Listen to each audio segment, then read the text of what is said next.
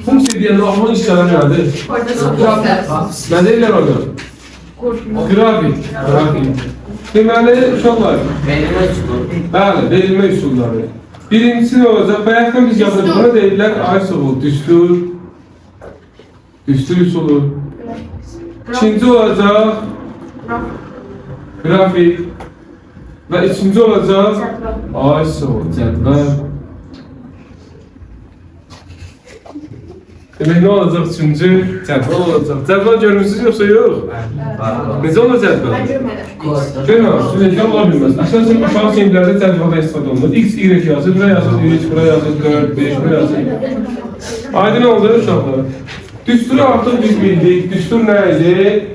Y bərabərdir 2x plus 5. Qrafik var, bir də bunun qrafik var, bir də cədvəli var.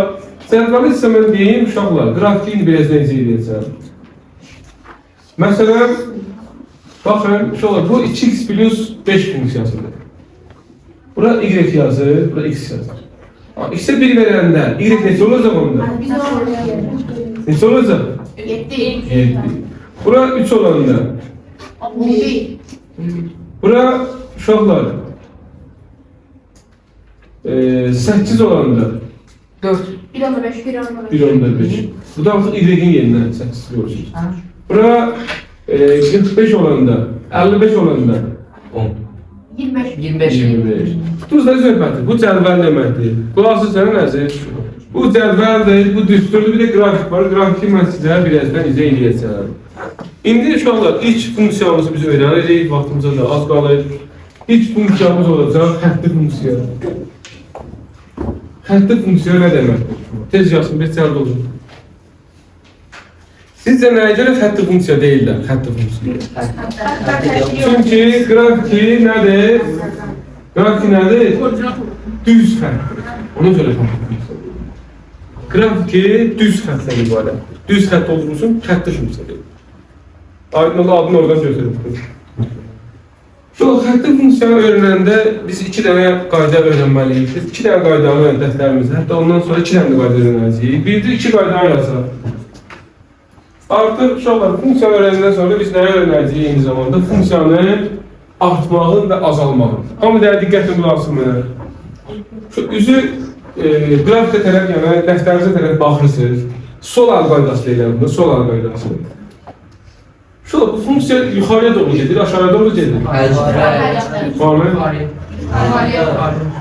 Yuxarı doğru gedir. Bura baxırsınız, bura baxırsınız. Yuxarı. Demek funksiya neyini? Artır. Sağ əlindən baxmırsınız, sağ əlindən baxsınız da sol əlindən baxırsınız. Deməli, bəs belə olsaydı olacaqdı, azalacaqdı. Belə olsaydı, sabit olacaqdı. Aysa oldu. Demək ki, xətti funksiya 3 formada olur. Əslində bu başqa cürdür, sual edəsin, mən uşaqlara yadda qalmaq sözüm belə deyiləm. Bu deməli artır, fizikadakı sual edəsin, maqnit sahəsi, elektrik sahəsi, başqa da, axın da, başqa cürdür. Uşaqlar, bu demək funksiya neyini? Artır, belə olsa azalır. İndi bir neçə sual soruşuram sizdən. Bu neyini? Uşaqlar? Azalır. Azalır yoxsa artır? Azalır. Azalır. Özüm qəsdən deyim. Sağ azalır, sağ azalır. Bəli. Sonra bu funksiya. Azalır. Bu funksiya. Bu funksiya.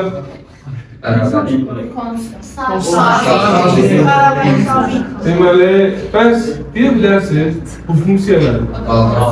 Bu da artır. Bəs bu necə?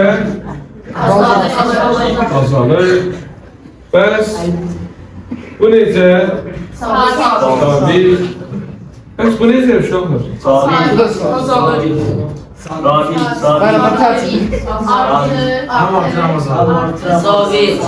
Yaxşı, buna birazdan baxarız.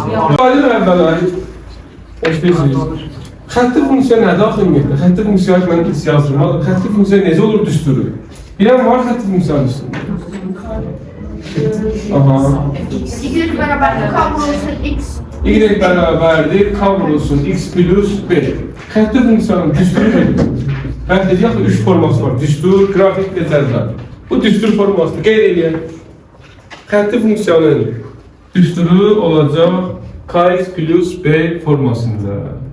K burada nəyi göstərir? K'nın adı nədir ümumiyyətlə? Uca qamsal. Uca qamsal deyildir. Bəs B nə adlanır uşaqlar?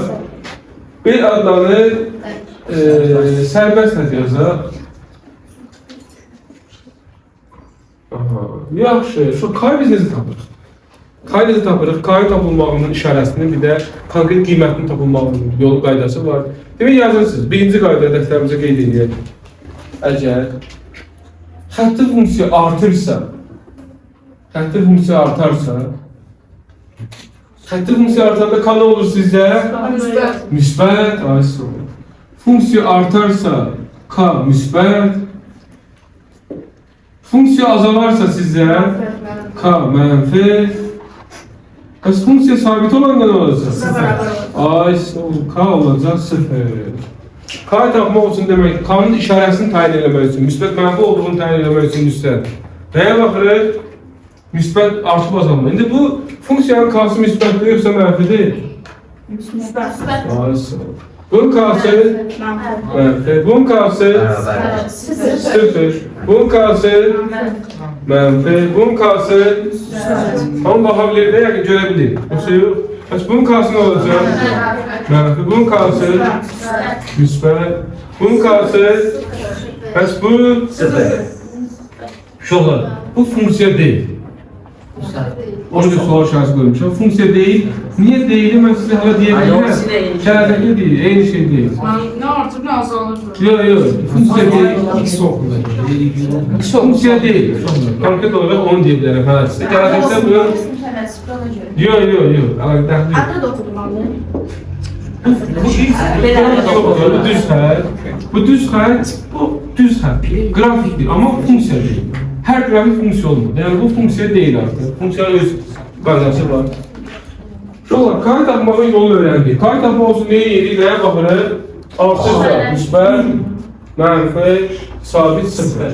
Bəs B necə taparız? Şolar, B yazaq. B-nin bir dənə qaydası var. Yazın dəftərdə. Xətti funksiyanın Y oxunu kəsdiyi nöqtə B-dir. Uzatmayaq sürüləri. B-dir. B demək nəymiş? Y oxun kəsdiyi nöqtə. Baxın, Y artı kəsib uşaqlar. Geri gəlmişik, Y nasıl onu demək istədim. Bura Y-dir. Bura isə X-dir. Onda qeyd edək şəkillərdən birinə ölçüdə. Buna deyirlər şaqili ox. Y-dir. Üfüqi olan isə X-dir. Yazdır. Uşaqlar, deyin görüm olar. De burada indi haradır? Y oxun kəsdiyi nöqtə. Bura 0-dır. Hara düşür? Müsbətə. Dörtlüyü müsbətə. Bura mənfi. Deyil o zaman da Y oxun. Bu Y oxun arada şəsin? Müsbət. Y oxun arada şəsin? Müsbətdə. Y oxun arada şəsin? Mənfidə. Y oxun arada şəsin? Sıfırdır. Bu Y oxun arada şəsin? Sabit deyil. Sabit olmağı K'dan asılıdır. Bu sadece Y oxunun belli sıfır koordinat başlamazdan keçir. Y oxunun adı kəsir? Mənfidə. Y oxunun adı kəsir? Sıfırda. Bu funksiya deyil. Bunu xüsusi olarak bir yerə qeyd edirsiniz. Y oxun kəsdirir. Y oxu budur. Harada kəsir? Mənfidir. Harada kəsir? Müsbətdir. Çünki sıfırdan yuxarıdır. Harada kəsir? Sıfırdan yuxarıdır. Müsbət. Harada kəsir? Sıfırdan aşağıdır, mənfidə, sıfırda və müsbətdə. Aydın oldu və K'nın və B'nin tapmağın qaydasını artıq hamımız öyrəndik. Belə bir dənə koordinat müstəvizi seçin dəftərimizdə.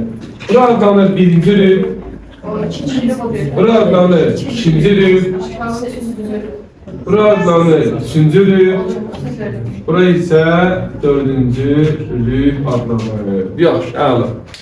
Şöyle birinci rübdə X nədir? Y nədir? İkinci rübdə X nədir?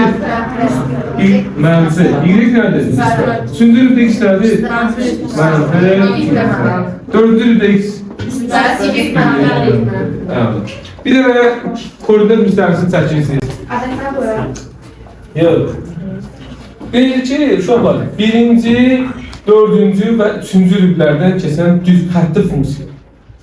Qeyd elədiniz, 1-ci, 4-cü və 3-cü rübə bilən nöqtə qoyun. 1-ci, 3-cü və 4-cü rübə nöqtələr qoyun. 1, 3, 4.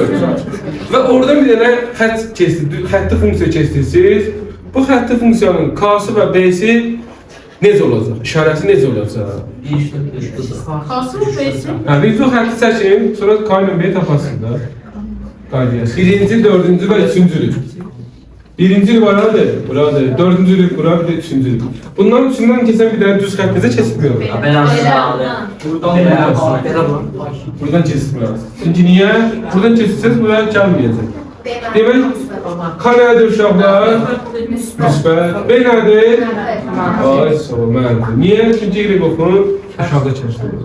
Başqa bir sual soruşuram. Bir şey uşaqlar, yalnız 3-cü və 4-cü rübdən keçən bir dənə xətti funksiya. 3-cü və 4-cü rübdən keçən düz xətt. Necə olacaq?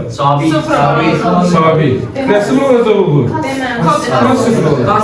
B necə olacaq? B olacaq, sıfırdan kiçik. Aydın ne olmuyor? Yalnız ikinci ve 4-cü rübdən keçən. 2-ci və 4-cü rüb.